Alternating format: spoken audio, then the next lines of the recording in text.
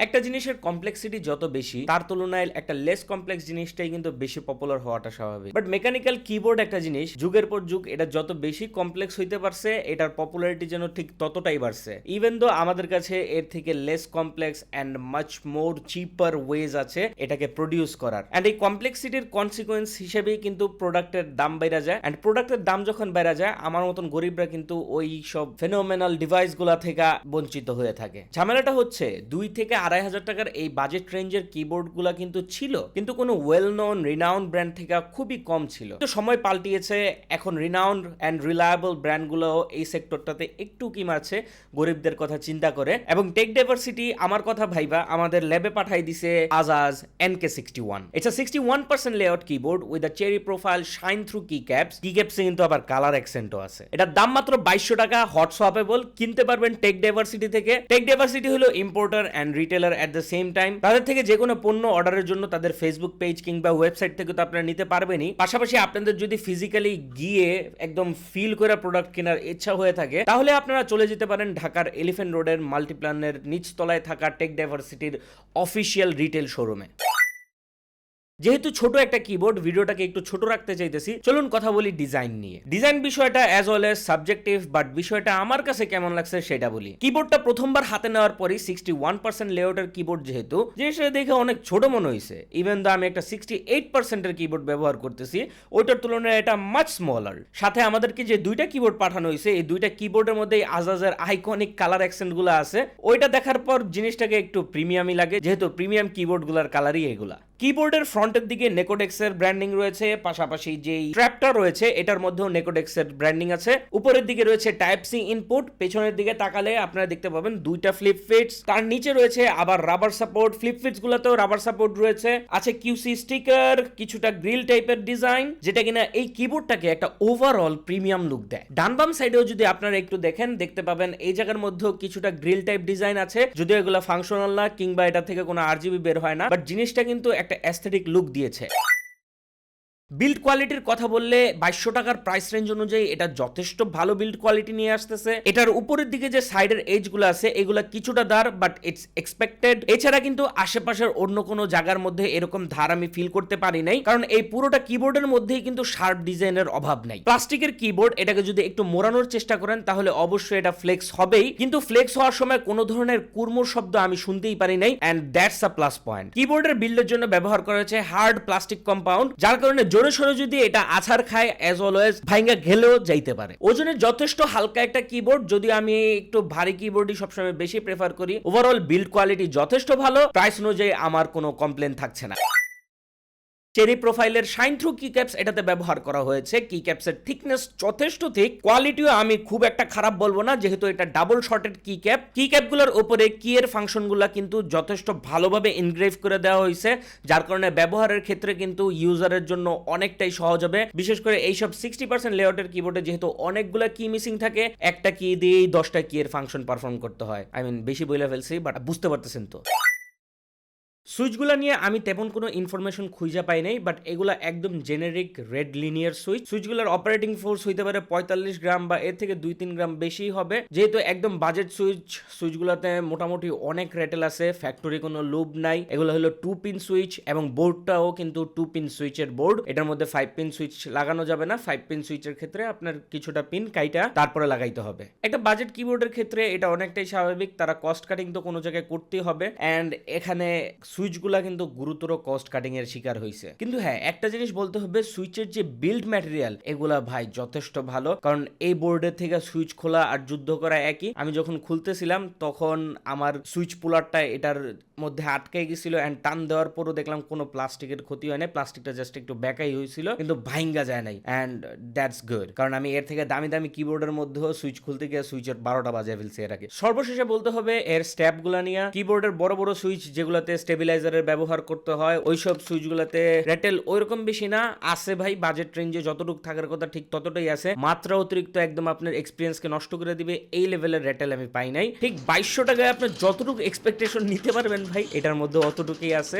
কিন্তু হ্যাঁ, আপনার কাছে যদি লুবের কোনো ব্যবস্থা থাকে তাইলে এই সুইচগুলা অ্যান্ড ট্যাবগুলারে একটু লুপ করে নিয়েন, ওই লুপটা করতে পারলে আপনি এর থেকে একটু বেটার ফিডব্যাক পাবেন। বাট ফিডব্যাকের কথা বললে এই কিবোর্ডটার মধ্যে ফিডব্যাক নিয়ে আসলে ওইরকম কোনো ধরনের খেয়ালই করা হয় নাই। এখন ভাই ওই আপনি আমার একটা প্রশ্ন ছুড়া দিবেন যে ভাই 2200 টাকায় আপনি আসলে কি চান? ভাই 2200 টাকায় আমি সব চাই, আপনি আমার সব দিবেন, নাইলে আমি কমপ্লেন তো করুমি মিয়া। যাই হোক, এটার মধ্যে কোনো ধরনের ড্যাম্পিং ম্যাটেরিয়াল মনে হয় না আছে, কারণ ভিতরে পুরা হলো অ্যান্ড আপনি যখন এটাকে চাপাচাপি করবেন সাউন্ড স্যাম্পলে আপনি বিষয়টাকে আরো ক্লিয়ার ভাবে বুঝতে পারবেন। এটার যে ক্ল্যাকিনেসটা আছে না, ক্ল্যাকিনেসটা অনেক চিপ ভাই, বলতে হবেই ক্ল্যাকিনেসটা চিপ একটা ক্ল্যাকিনেস। আর 2200 টাকায় এটা হওয়াটা স্বাভাবিক, 2200 টাকার মোটামুটি সব কিবোর্ডে এই চিপ ক্ল্যাকিনেসটা আপনি পাবেন। বাট ইয়েস, এটাকে যদি টুকটাক মড করতে পারেন ভালোভাবে, তাইলে এটার যে চিপ ক্ল্যাকিনেসটা আছে এটার অনেকটা কমায় নিয়ে আসা পসিবল। স্পেশালি আপনি যদি কোনো জায়গা থেকে সেকেন্ড হ্যান্ড কি ক্যাপস ব্যবস্থা করতে পারেন, মানে এটা তো 2200 টাকার কিবোর্ড, এটার মধ্যে তো আর আপনি অত দামি সুইচ লাগাবেন না। সো সেকেন্ড হ্যান্ড সুইচ যদি নিতে পারেন, 60-70টা সুইচ নিয়ে নিলেন, নিয়ে জাস্ট এটার সুইচটা পাল্টায় এটার সুইচটা ধরেন 2 টাকা 3 টাকা করে বিক্রি করে দিলেন, আপনার দেখা যাচ্ছে বা কারোর সাথে এক্সচেঞ্জ করলেন, তাইলে দেখা যাইতেছে যে এর সাউন্ড আপনি অনেক বেটার পাবেন, ফিডব্যাক আরো বেটার পাবেন। কি ক্যাপস তো ভাই 10 on 10 কি ক্যাপস আছে এটার মধ্যে, সো কি ক্যাপস আপনার পাল্টানোর কোনো প্রয়োজন হবে না। সুইচগুলা পাল্টাবেন, পিছনে একটা টেপ মোড দিবেন, যে হলো জায়গাটা আছে ওইটার মধ্যে চেষ্টা করবেন সিলিকন দিয়ে দেওয়ার, অথবা সিলিকনের জায়গায় আপনারা চাইলে ওই জায়গার মধ্যে কোনো ভারী ফোম ব্যবহার করতে পারেন। তখন দেখবেন এটার সাউন্ডের মধ্যে কিছুটা থক আসবে। এটা মোটামুটি আমি বলতে পারতেছি, এটা ব্যবহার করে আমি বুঝতে পারতেছি যে এটার মধ্যে কিছুটা আপনি থক আনতে পারবেন, এতটুকু মোটামুটি শিওর আমি।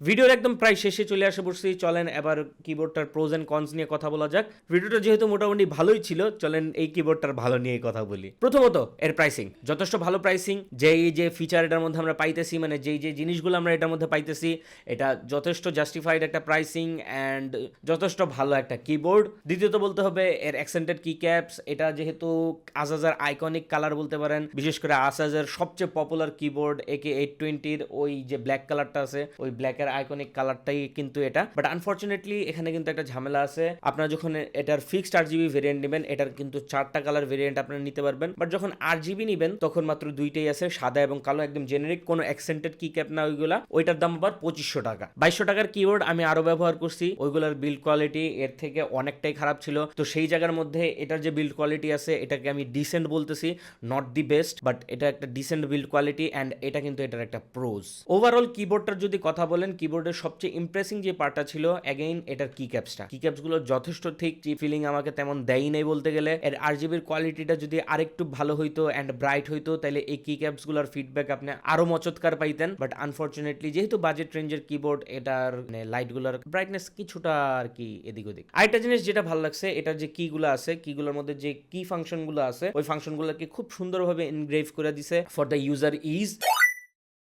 দেখেন ভাই, কনসেপ্ট যদি কথা বলতে যাই না, সারাদিনই আমার কনস ধরতে হইব, কারণ আমার মাইন্ডসেট আছে হইলো ভাই ওই 6-7 হাজার টাকার কিবোর্ডে, অ্যান্ড 6-7 হাজার টাকার কিবোর্ড তো এটা না, 2200 টাকার। সো এখানে আপনার কিছু না কিছু স্যাক্রিফাইস করতেই হবে অবভিয়াসলি। প্রথম যে কমপ্লেনটা আছে আমার, তা হইলো এর কি ক্যাপের রেটেল। লিটারালি আমি যখন আপনার এভাবে ঝাঁকাবো না, আপনি শুনতে পারবেন যে এই কি ক্যাপগুলো যে নাড়াচাড়া হইতেছে, মানে এর যে সুইচগুলো আছে এই সুইচগুলোর ফিটিংটা আর কি এতটা বাজে যে এই লিটারালি কি ক্যাপগুলো অনেক বেশি নড়াচড়া করে অ্যান্ড লিটারালি লড়াইলেই ভাই রেটেলের সাউন্ড করতেছে। দ্বিতীয় যে কনসটা আছে এটা আমি আসলে কিবোর্ডকে দিতেছি না কিন্তু, বাট এটা আপনাদের জানা দরকার। এরকম 61% লেআউটের কিবোর্ডে অনেক ধরনের কি থাকে না, লাইক অ্যারো কি কিন্তু এটার ভিতরে নাই। এগুলো হলো আপনার WASD, এইটা হলো আপনার অ্যারো কি, এটাকে আপনার ফাংশন অ্যান্ড মানে FN অ্যান্ড শিফটে চাপ দিয়ে ধরে অ্যারো কির মধ্যে আপনার চাপ দিয়ে ধরে রাখতে হবে ডাব্লিউর ভিতরে, তারপরে গিয়ে অ্যারো কিগুলো অ্যাক্টিভ হবে। আবার আপনি যখন ডাব্লিউ মানে লেটারগুলো ইউজ করবেন তখন আবার সেম কাজ, shift FN and then W গুলো চাপ দিয়ে ধরে রাখবেন, দেন এটা আবার শিফট হবে মানে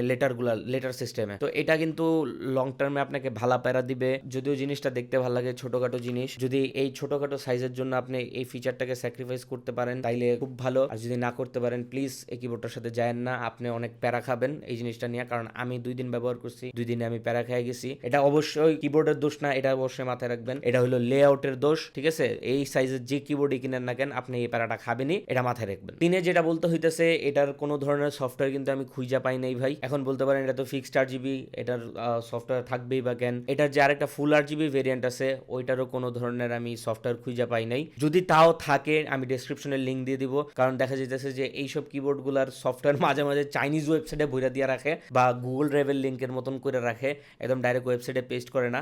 আমার মনে হয় না আজাজি কাম করে খুব একটা, বাট তাও আমি দেখি একটু খোঁজ লাগাবো। আমি মেলা খুঁজছি ভাই, পাই নাই, সো আমি মোটামুটি শিওর এটার কোনো সফটওয়্যার নাইও। সর্বশেষ যে কনস নিয়ে আমি কথা বলবো, এটার মধ্যে কোনো ধরনের ড্যাম্পনিং নাই। এগেইন 2200 টাকার মধ্যে আসলে এটা আনফেয়ার ড্যাম্পনিং এক্সপেক্ট করা, বাট ভাই কিছু তো দিতে পারতেন, কিছু দিয়ে অন্তত এটার সাউন্ডটা ঠিক করতে পারেন।